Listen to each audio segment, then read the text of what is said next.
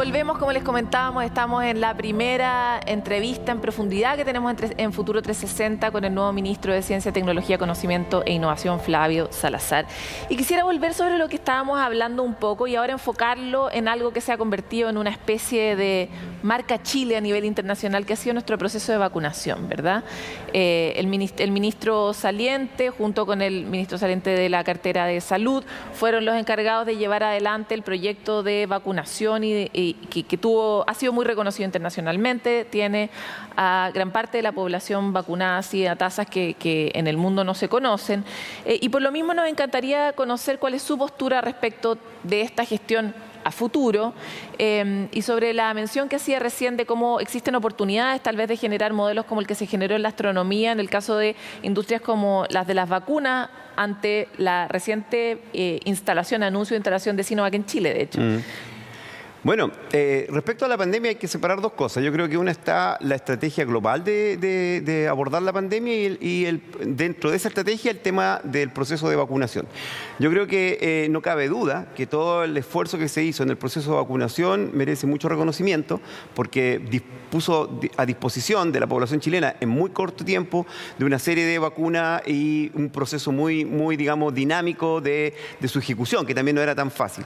Pero desde el punto de vista de la visión general de lo que respecta a la pandemia, creo que hoy día en el nuevo gobierno se está planteando una estrategia mucho más integradora, en el sentido que la pandemia no es solamente un virus, no es solamente los efectos que puede causar inmunológicos o biotecnológicos, sino que tiene que ver también con salud mental, economía, psicología, etcétera. Y una visión de este tipo va a requerir de mucha experticia. Y hoy día lo que ha planteado el Ministerio de Salud es coordinar una acción interministerial donde de alguna manera se van a estar monitoreando todos esos elementos para poder establecer estrategias que de alguna manera sean equilibradas, que permitan el control viral, permitan la vacunación, pero también mitigar los efectos nocivos que produce el confinamiento, que sea la falta de capacidad de ir a trabajar, etcétera.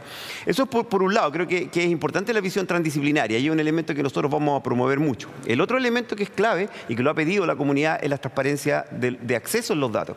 Acá en Chile se ha tenido cada vez una mejor postura respecto a eso en el gobierno anterior, pero creo que todavía falta una capacidad de poner todos los datos a disposición de los científicos, resguardando obviamente los elementos que son claves. ¿Qué datos faltan de acuerdo a su criterio? Todos seguimos distintas cuentas que nos muestran datos que no son necesariamente públicos o conocidos. Lo que pasa yo creo que lo que reclama o lo que han reclamado, yo no estoy actualizado todavía, hoy día llevo un día en el ministerio, pero lo que sí es el detalle de los datos. O sea, los datos pueden ser macro, pero después uno los puede ir concentrando a nivel de cuadras, a nivel de casas, lo que permite hacer modelamientos mucho más específicos, también entre cruzamientos, entre, por ejemplo, entre la mortalidad y las hospitalizaciones, cuáles de ellos están vacunados, cuántas dosis, etcétera. Hacer ese tipo de cruzamientos más finos para poder adquirir o obtener conocimiento a partir de ahí. Eso por una parte. A lo mejor incluso los datos finales están entregados, pero siempre se necesita un control social, o sea, que la gente crea en estos datos. No basta con que uno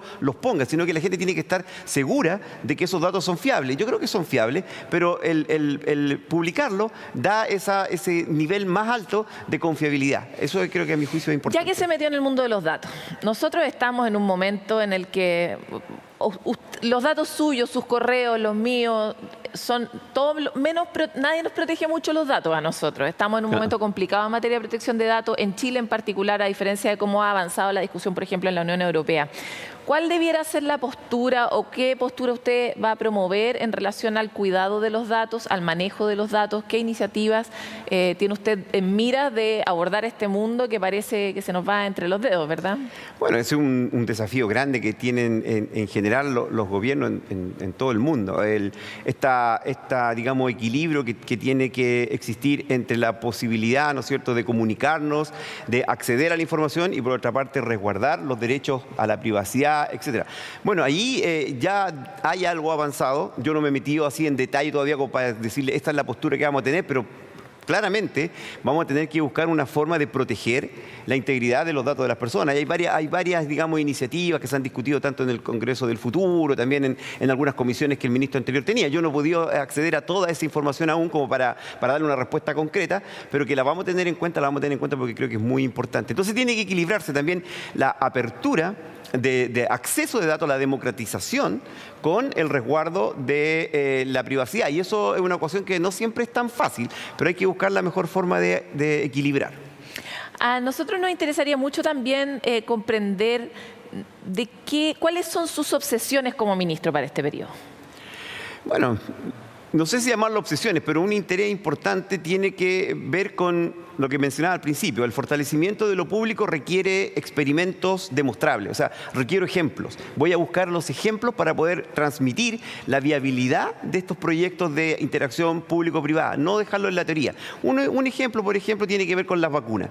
Usted mismo lo mencionó, en Chile ya se están generando acuerdos con empresas internacionales como Sinovac, que van a generar parte de su producción en Chile, lo que es bueno, pero eso a mi juicio no es suficiente. Existen otros proyectos, por ejemplo, proyectos de la Universidad de Chile con otras universidades que están promoviendo la generación de una plataforma, un centro de producción de vacunas y biológicos que creo que va a tener dos ámbitos. Uno, el generar capacidades para producir vacunas de otras empresas y distribuirlas en Latinoamérica, y también levantar capacidades de los propios científicos de las universidades para generar prototipos y probarlos en estudios clínicos. Ese es un tema que yo conozco mucho, que hemos trabajado mucho con la Universidad de Chile, con otras universidades, y creo que tiene una oportunidad muy grande hoy día que en el gobierno existe la voluntad de participar en esos proyectos. Yo creo que eso le va a dar viabilidad y va a ser un tema que va a generar un impacto muy importante para demostrar que la alianza público-privada es posible y que es beneficiosa para el desarrollo del país.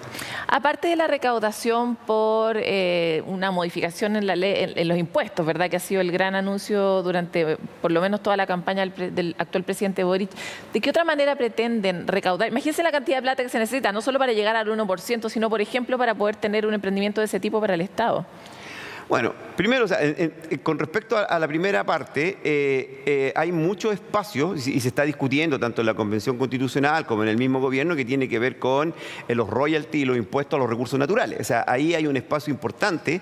Existen, por ejemplo, temas que todavía están en discusión, como la adjudicación del ITL, ¿no es cierto?, este centro asociado al litio, que está en disputa, que se adjudicó a un conglomerado de universidades internacionales, pero todavía hay algunos elementos que no están claros.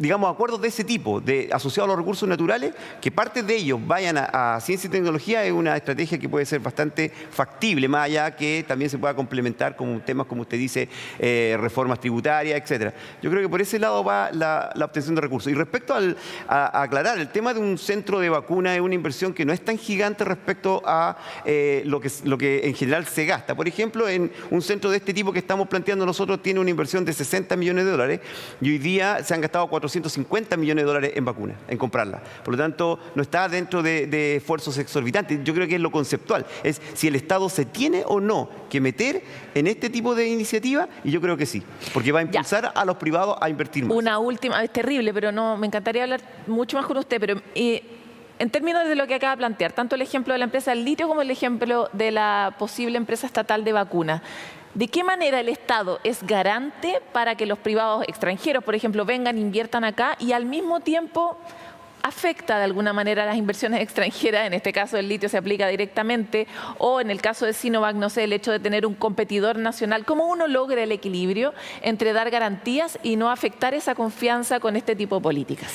Yo creo que eso es una falsa dicotomía, porque en el mundo eso así funciona. O sea, AstraZeneca es una alianza público-privada de la Universidad de Oxford con empresas AstraZeneca, por ejemplo, que generaron la vacuna en conjunto. El Estado norteamericano, el NIH, ha puesto las mayores inversiones para que tanto Moderna como Pfizer produzcan sus vacunas.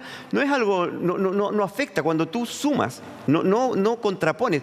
Yo no he hablado de generar una empresa estatal de producción de vacunas. He hablado de una alianza público-privada donde sea una empresa mixta con participación del Estado y con participación de privados. Los porcentajes los vemos después, pero asegurar algunos derechos, por ejemplo, para el Estado. Por ejemplo, ¿cuál derecho? En una pandemia determinada en el futuro, que el Estado pueda de alguna manera direccionar esa fábrica para que produzca las vacunas que nosotros necesitamos, pero en ese momento de emergencia. Eso lo puede establecer en un contrato. O que se reserven tiempos de producción para elevar I+D nacional, como se hace con la astronomía. Ese tipo de alianza público-privada creo que no es contradictoria con el mercado, no es contradictoria con el interés de las empresas internacionales. Creo que además fomenta la inversión extranjera. Ministro, con el dolor de mi corazón le quiero decir que hasta aquí llega nuestro programa, pero lo queremos dejar invitadísimo, por lo menos para un mes más, para ir dando seguimiento a todo este proceso y a su aterrizaje en el nuevo ministerio. Bueno, muchas gracias por más. Aquí estaremos. Suerte también en este periodo, es bien desafiante. Bien. Hasta aquí llega nuestra primera entrevista con el nuevo ministro de Ciencia, Tecnología, Conocimiento e Innovación. Es muy interesante ver cómo va evolucionando este ministerio, que es realmente una guagua, le queda tanto por delante. Recién acá se nos quedó abajo toda la conversación en relación a la nueva política de género que se estrenó en el nuevo ministerio, justamente en el gobierno del presidente Piñera, y por lo mismo cómo van a evolucionar esas iniciativas que velan por la mayor paridad en la ciencia, la mayor diversidad y por lo tanto mejor ciencia para Chile. De esto y mucho más seguiremos hablando en otro capítulo de Futuro 360.